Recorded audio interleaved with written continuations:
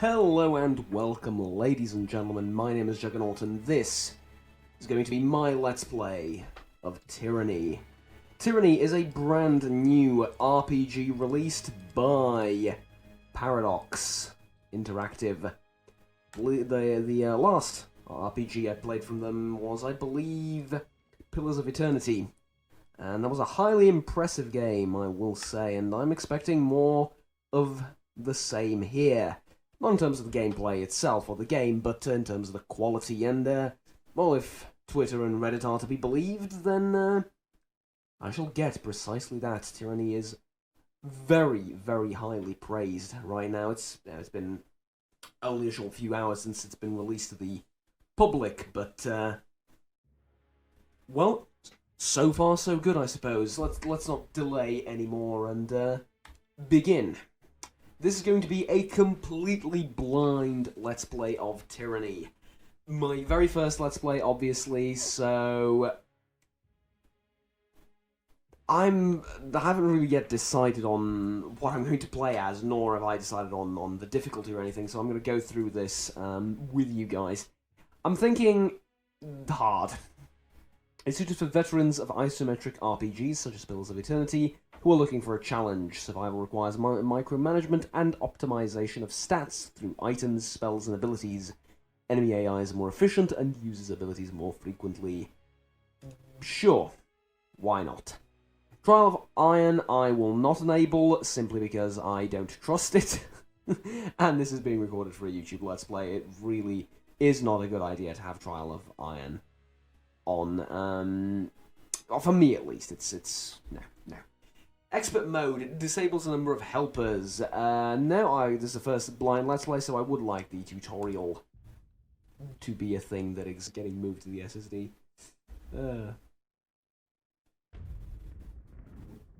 I shan't talk over the narration, of course. For over 400 years, the armies of Kairos the Overlord have swept across the known world. Or maybe comment occasionally. All who stood against them fell before their might. Even the Archons, women and men of immense power, were forced to kneel, chained Bend to the the knee. Overlord's will.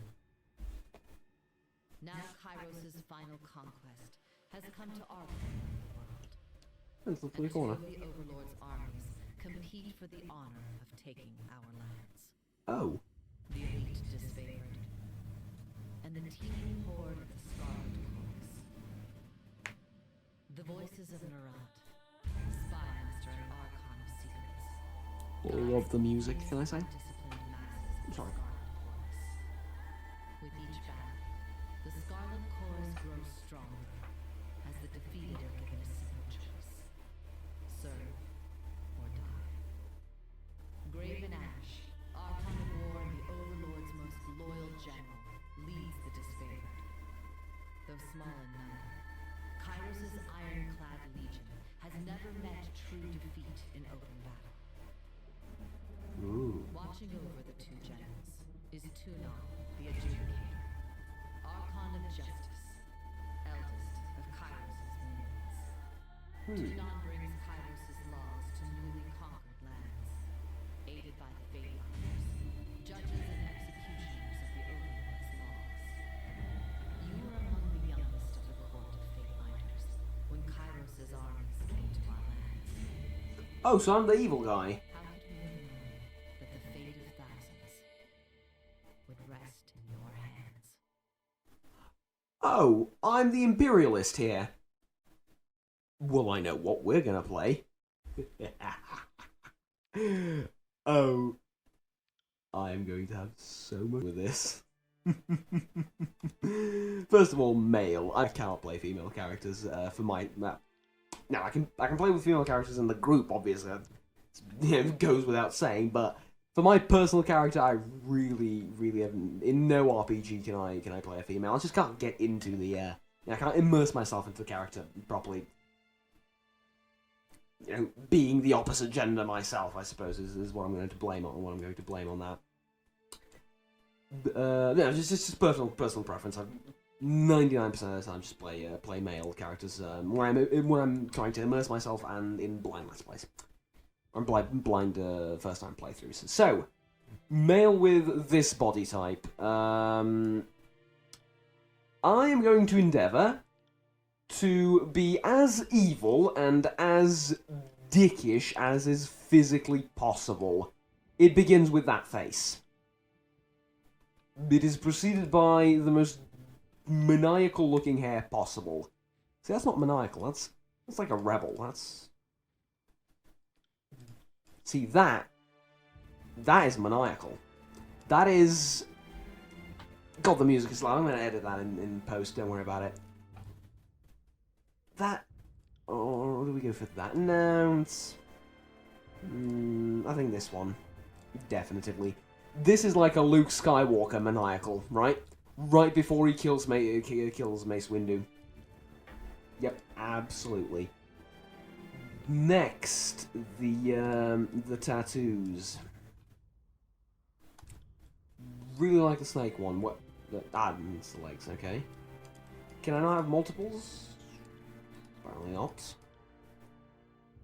Tribal one. These are like it's just like tears and tribal ones. Nah, not that much. The Hand of Saruman, of course. The Hand of Sauron, actually.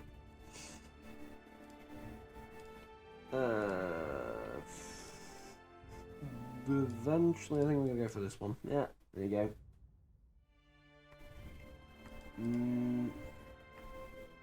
Male sneaky.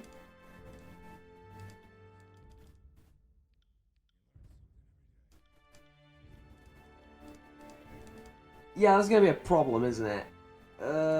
Sure, sneaky, even though I can't hear it. I can't hear it because the music is so bloody loud compared to the rest of the game. Right. How did you join Kiros's army? Good question. Soldier, I think. Eh? You want to be the soldier type? War mage. I don't like mages that much. At least not for first time playthroughs. The soldier, why not?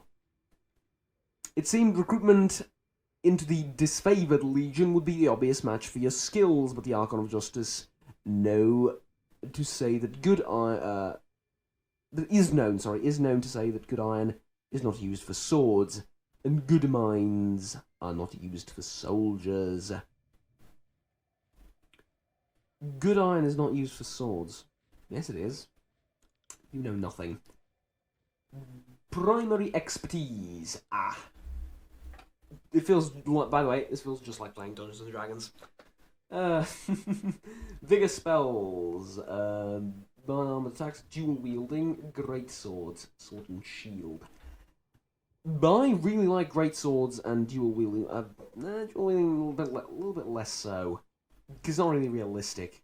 Don't like dual wielding. Dual wielding is a thing. Dual wielding represented in video games, no. Great swords, on the other hand, are pretty great, if you forgive the pun. You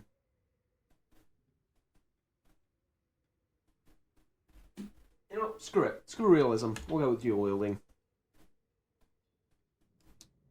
Like so. The armor, by the way, looks fantastic. So we get to choose an ability, okay. Damage, 10 to 13 slash versus times 1.2 primary weapon versus parry effects. Foe target versus parry, bleeding for 30 seconds. Valid weapons. Carefully placed attack that attempts to open a major artery, so this inflicts bleed. Flurry of blows. Unleashes a double attack. Sure, double attack it is. Then, can I not change what my... No, I cannot. Okay, next.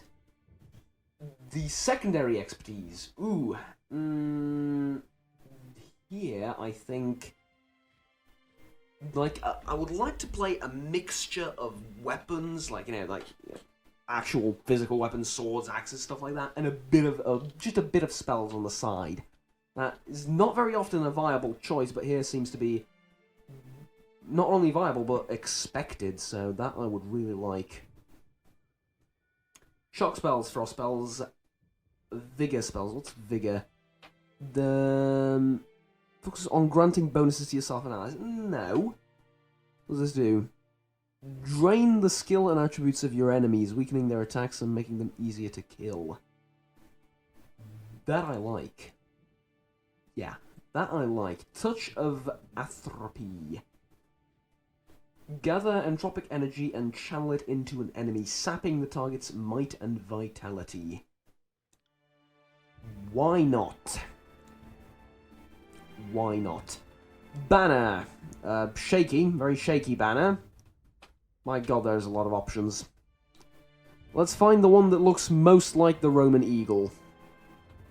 I'm a simple man. I see a Roman eagle, I click on it. The Aquila would be the correct nomenclature. Really, there is no single Aquila on the... that looks really cool. I might go with that, but let's wait. This one. Yep, definitively. And let's make it... Sorry, no. You need to be golden, and you need to be like... There we go. There we go. Perfect. Exactly what I'm looking for. Ooh, character colours. Nah,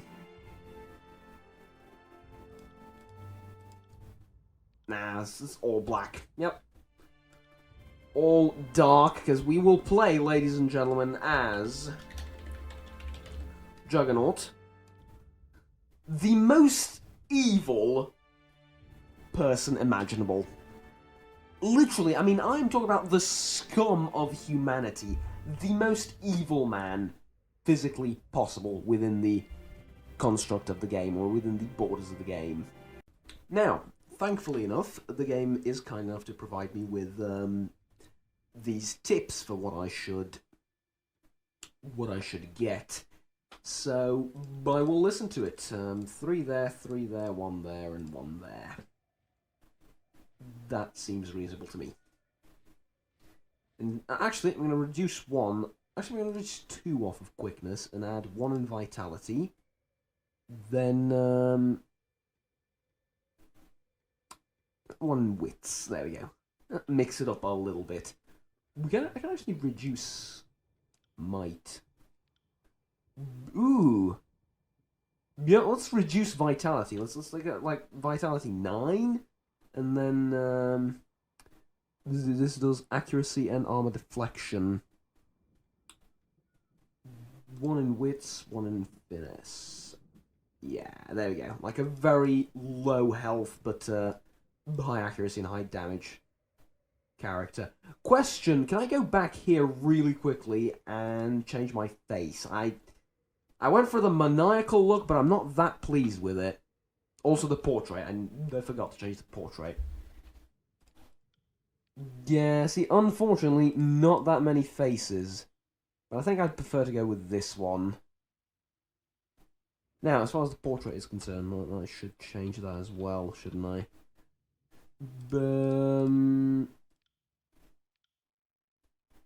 Should look for one that fits what we're doing. But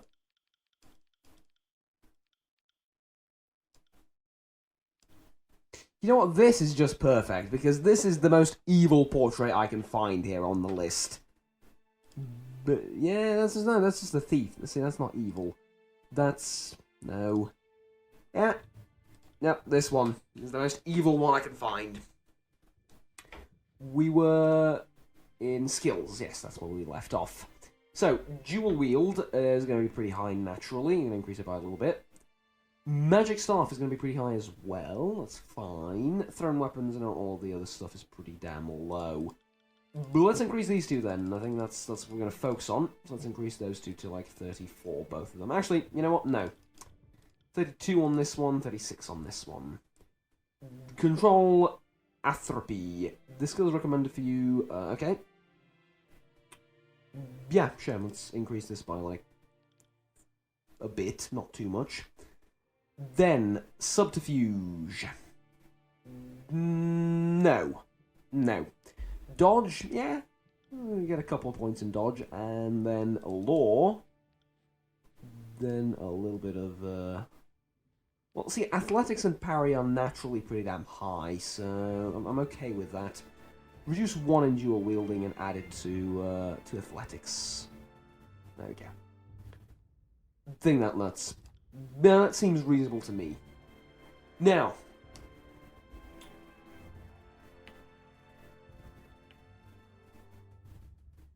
Conquest or Quick Start? Definitively Conquest. We want the full experience, yeah? And there we go. Is that it, or is there more creation? Nope, that's it. We begin. Okay. Has fallen to Kairos, and now the Overlord's eye is on the Tears, our home. The last corner of the world free of Kairos' reign. Yes. Two armies, the Disfavored and the Scarlet Corps. Yeah, we've heard that. In the early days of 428, Kairos' armies arrive at the Gates of Judgment, the mountainous border that we Tearsmen so long believed unassailable. Unable to agree on a unified plan of defense, the various leaders of the Tears sit and wait for each other to deal with the conquerors, until it's too late. Okay. Fairly typical. Your decisions matter, choose wisely. During the Conquest, you will decide your character's actions during Kairos' invasion of the Tears, shaping the world through which you will adventure over the course of the game. Ah! Fascinating. Each choice you make affects your characters and how major factions of the Tears respond to you. What this means, in my eyes, in my mind, is that I'm going to have a change of heart at one point, and for some reason, I'm going to start fighting against Kairos. So, the Bastard City stood on the northern border between Kairos' empire and the Tears, built upon a natural harbour at the crossroads between realms. The city was a nexus of commerce. To the Tears, it was the centre of all wealth. To the Northerners, it was little more than a backwater trading post. That really tells a tale, doesn't it? Its symbolic status as a gateway to the continent made it a natural first target in Kairos' military conquest. Circumstances were ideal for you to prove your worth as a soldier in Kairos' army. Taking the city would send a message to the rest of the Tears. Kairos' will is insurmountable. Select a token on the map to begin. Gates of Judgment. Infiltrate the Tears. Both armies send their forces to prepare the way. In the first... so I guess both of them I get to do, right? Maybe? No? Ah. Okay, so, the Gates of Judgment. The armies of Kairos took the battle to the Gates of Judgment, trumpeting the opening call of the conquest of the Tears. The two armies brought their distinctive sense of order and chaos to the assault. You went to battle alongside the army whose approach best suited your strength. Standing shield to shield with the Kairos' ironclad elite, or the Horde. You rushed with the chaotic mass of the Scarlet Chorus, flanked the Bastard City's army, and drove them to flee.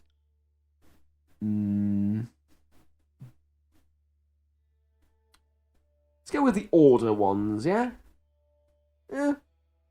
Typical, maybe if it's too stereotypical, would be to go with the Chaos marauding, band, but I think, let's have some discipline. The Bastard City learned too late that the military is... Sorry, the Bastard City learned too late that a military is earned and never bought. Oh, because they bought mercenaries. The mercenary army quickly found themselves outclassed by the superior tactics and formation of the Disfavored. Really not sure about the name. We are the Disfavored. Really? Really? Those few who lived at the end of the battle were rounded up, the weak executed, and the strong enslaved to haul the army's wagons on the journey south. Very well. Oh, it was a choice between the two. Feeding the host, or the judge of the enemy. Definitively this. To judge the enemy. The soldiers of the tiers fell by the hundreds, and Kyros's armies could not agree on how to handle what few survivors they dragged back to the camp. Befitting your role, the commanders turned to you to decide the fate of those who occupied prison pens. There were only enough prisoners to support the plan of a single army. You gave the prisoners a chance to serve in Kyros's army or die. The Scarlet Chorus was in need of extra troops to fill the vanguard, and your former enemies would occupy those slots nicely. Or, the disfavored needed slaves to haul their gear, dig laternies, and keep their pallets warm at night. You consigned the survivors of battle to their subservient role among Graven Ash's noble troops. What is this? Graven Ash. Is that it? Ash, right? That's how you're supposed to pronounce it? I mean, it's Ash with an E at the end, but Ash. The last of the great northern generals to stand against the Overlord in the ages past. Archon Graven Ash, Ash, now serves Kyros as supreme commander of the disfavored legion, and is charged with conquering the tiers. Wow, really?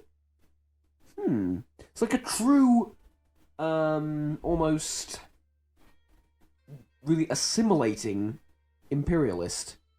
The last and greatest general to stand against you now leads your finest army. There's some incorporation and integration of all of this. That's... wow. So, question is, who do we favour? I think I'm going to favour the disfavoured. Oddly enough. Mostly because it's a pun. There we go. So, the armies of Kyros amassed around the Bastard City. The first bastion of the tiers to fall. Both armies longed to storm the walled outpost. The Scarlet Chorus howling for plunder, and the disfavored forming an unbreakable shield wall. Your prowess on the field of battle had carried them this far, but there was only one more step before total victory. Both of the armies had inspired schemes to take the Bastard City. Which did you support?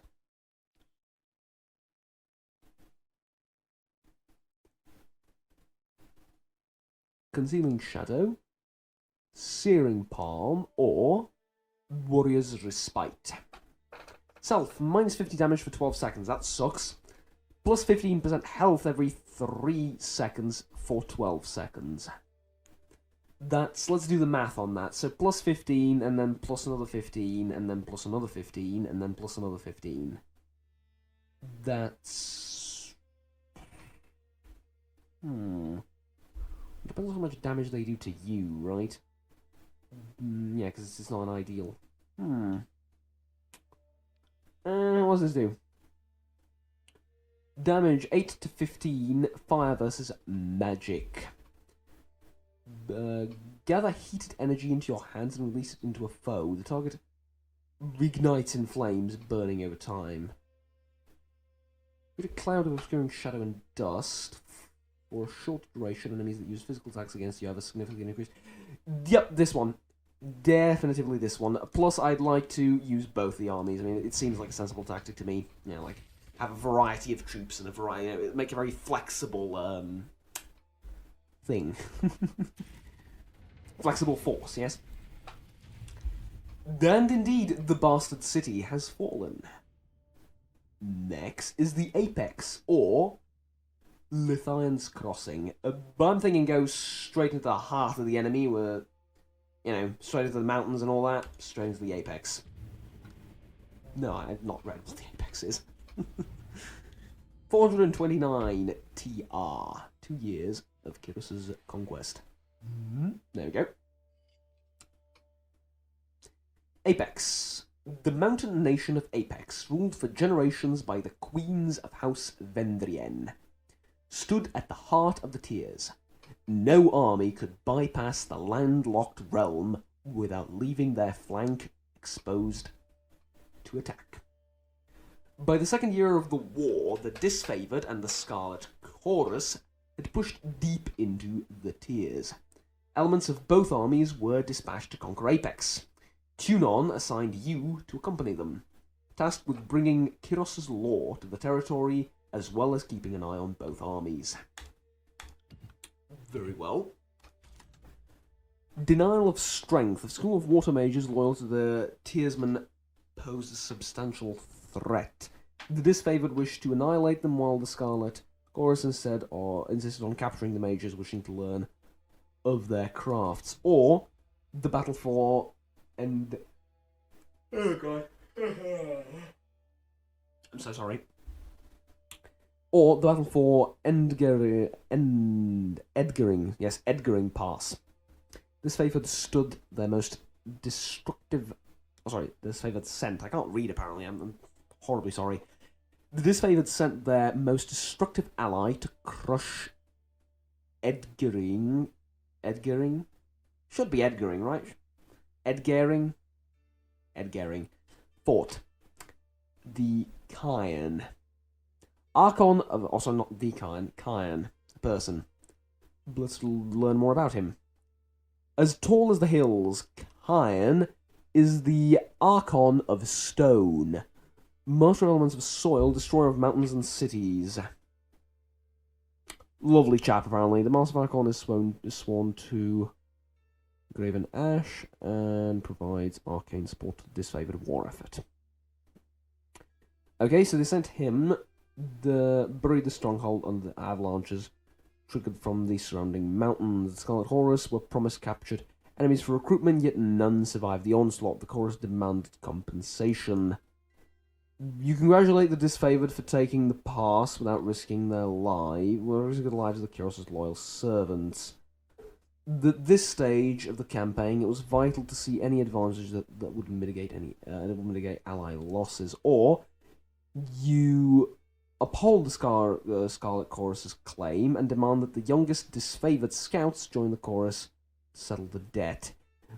This is infighting I would rather not have, so can we go over here and settle this and yeah, support these guys, because definitely going to support the Scarlet Chorus there. One simple reason, I'm going to quote I believe it's not Agamemnon. It's the King of Sparta during the Spartan-Athenian War of God knows when, many hundreds of years ago. Basically, the Spartan King it's History Hour on the Juggernaut channel here. I know. Give me a second though. The Spartan King was asked, Your Grace, what do we do with the prisoners? They're women, they're children, and they're old people. They're useless. We can't use them in the army. They can't be slaves. We can't do anything with them. They're useless. And the King of Sparta said, "Let them go."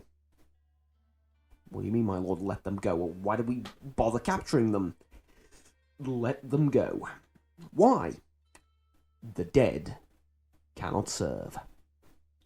Turns out that decision was vital in winning the war, because these refugees flooded Athens, and there was famine, plague, and God knows what, disease, not plague, disease, famine, and God knows what in the city, then that eventually forced the Athenians to seek peace. The King of Sparta knew he could not breach Athens' walls, or the Athenians' walls, through military means, so he sent their own people to do it for them. The dead cannot serve. Poisoning the well, very dishonourable tactic. Now, mind you, my character's not the most honourable person in the world, so let's give it a shot. Hoping to break the siege, Scarlet Chorus agents poisoned the Apex water supply in secret. Days later, uninformed, Disfavored scouts died of illness. Outraged by the failure of communications, the Disfavored demand that the Chorus agents be turned over to them for punishment. Or a captive captain. I like it. I like the name, that's why I'm going to go for this one. When Kiros' forces captured a celebrated enemy hero, the armies brickled over his fate. The disfavored wanted him set free to convince his peers of Kiros' mercy. Scarlet Crusade wanted him flayed. Yes. Flayed them they did. Sorry. The Fall of Apex. The Scarlet Chorus nominated you to negotiate with the Realm of Apex representatives and convince them to surrender, trusting in you to explain their inevitable defeat in terms they will understand. How do you orchestrate the surrender to the enemy? Through days of meditation, you negotiated the surrender of the valley to Kiros' forces, putting the end to further bloodshed. Or taunting the Queen of Apex into striking you under a banner of truce. You baited the Queen of Apex into a duel and slew her, frightening her vassals into submission. No, this is foolish because I might get killed in the duel, and I'm Craven, so yeah, there we go. Plus, I'm balancing a little bit between the two sides. Just saying. Your former enemies were loath to part with their lands, but oh well, such is the nature of things. Apparently, we are very good at conquering lands. And Apex has fallen as well. Next, we have 3 options. Azure. Kiros dispatched the Archon of Stone to subjugate the nation of Azure. See, we dealt with the Archon of Stone, so I don't want to go there again. I did not mean to click that, but it's fine. It's fine. 430 TR. Year 3 of the expansion. Conquest, actually. No, both. Both are technically correct. The Velum Citadel.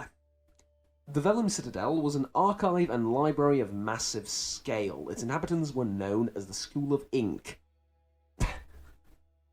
Really? The fucking School of Ink and Quill. Oh, sorry. The School of Ink and Quill. Oh, fuck off. A circle of mages that, centuries ago, carved out their own mountainous range on lands unsettled by the other major realms. Legend said that the Citadel housed a treasure trove of arcane knowledge. The Overlord's spies infiltrated the school and confirmed as much. The time was ripe to send a detachment to the Great Library Fortress and force the scholars to yield, or as I like to say, to bend the knee to Kiros. Fine. Chain of Command or Song of it. Okay, let's see. What is this? A detachment of Kiros' army marched to the Citadel, expecting an orderly surrender.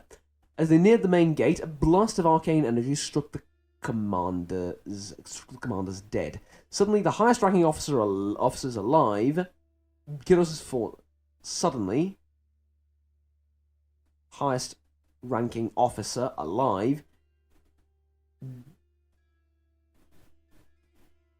Wait, sorry, this doesn't make sense to me. And watch me fail miserably 2 seconds later when I realise what it means. As they neared the mountain gate, a blast of arcane energy struck the commanders dead. Commanders plural. Suddenly, the highest-ranking officer alive, Kiros' forces, looked to you for the next step. Sorry, no. Suddenly, as the highest-ranking officer alive, Kiros' forces look to you. Not suddenly the highest-ranking officer alive. It's missing an as there. I'm pretty sure it's missing an as there. If not, then English got weird. Really weird. Since the last time I looked at its grammar and sentences. You ordered the expendable Scarlet Horus to attack, commanding the disorderly mob forward to give the elite disfavored a chance to withdraw. Through Though. In my defense, the monitor's quite far away from me and the text is kind of small, so I can't really read it properly. Oh dear. Though a costly maneuver in terms of lives lost, this assured the survival of the most capable and effective soldiers. Or the other way around, right?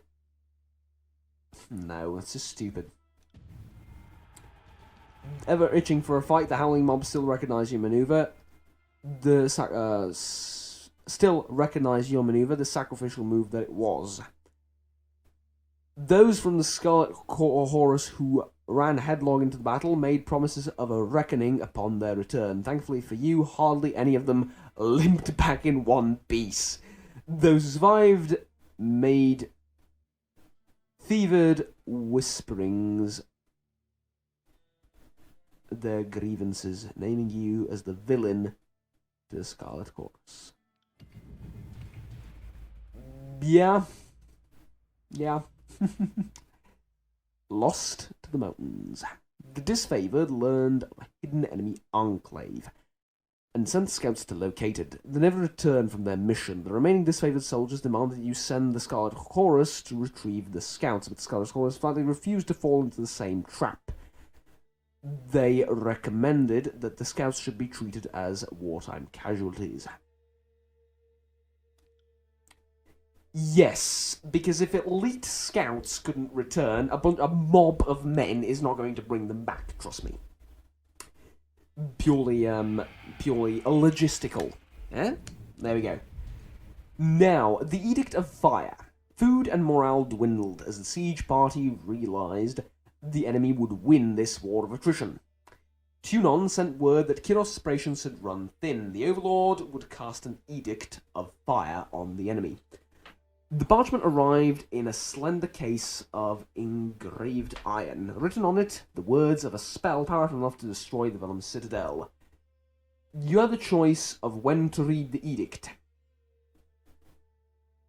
Reading it at sunrise will offer your enemies no warning of the devastation to come. You could also wait until sunset, giving them ample time to flee and make amends. The disfavored, at the first moment. Yeah, absolutely. Burn them all. And if you get that reference, high five to you. It's such a perfect opportunity to use it. I'm proud of myself. I'm going to be honest, I'm proud of myself. A little bit proud of myself. Burn them all. And so, the Great Library was burned. And, well, that's it. Conquest complete. Okay. Continue. I think we balanced fairly well between the two factions and made some logistically sound, like, you know, by I suppose, other commanding officers and other army members. 31, and Kairos' invasion has shattered all major opposition. Oh, there we go. The Younger Realms, the Bastard Tier, the Free Cities. All who defied Kairos lay broken by battle or bowed in surrender. The two armies of the Overlord, the Disfavored and the Scarlet Chorus, now control our lands.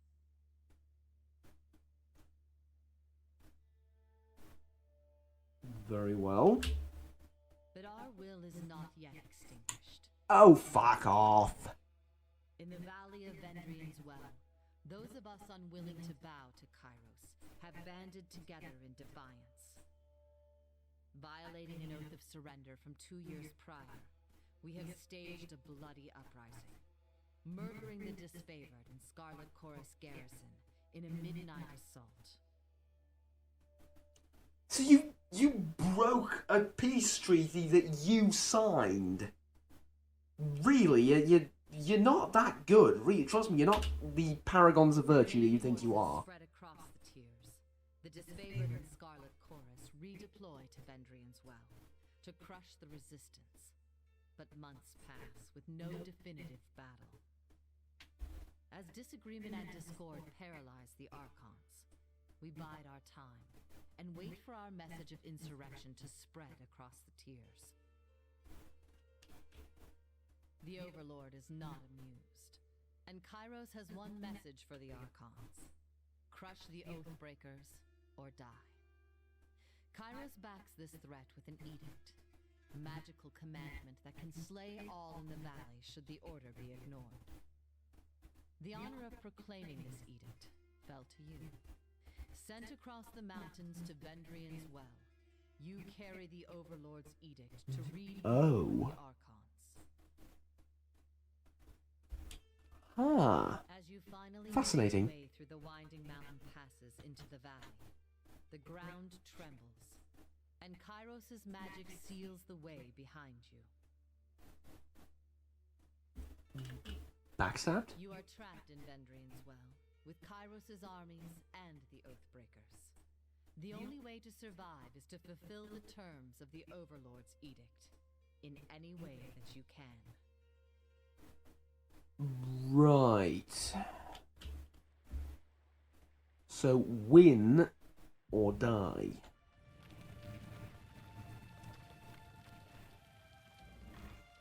Fabricant Juggernaut, I presume. We've been expecting you. Aurora.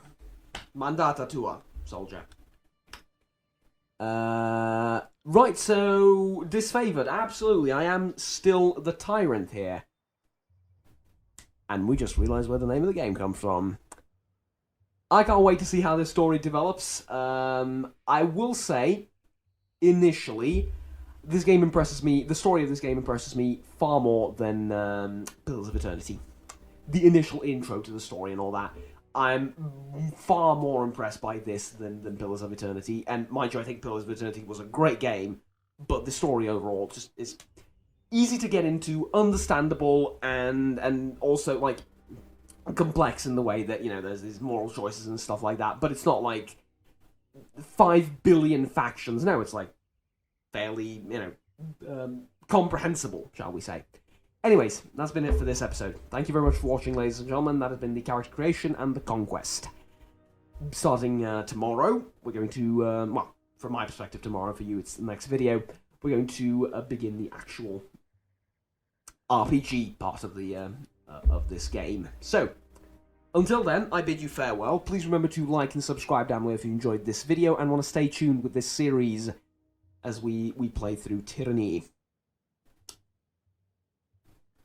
But until the previously mentioned next video, take care, and bye-bye.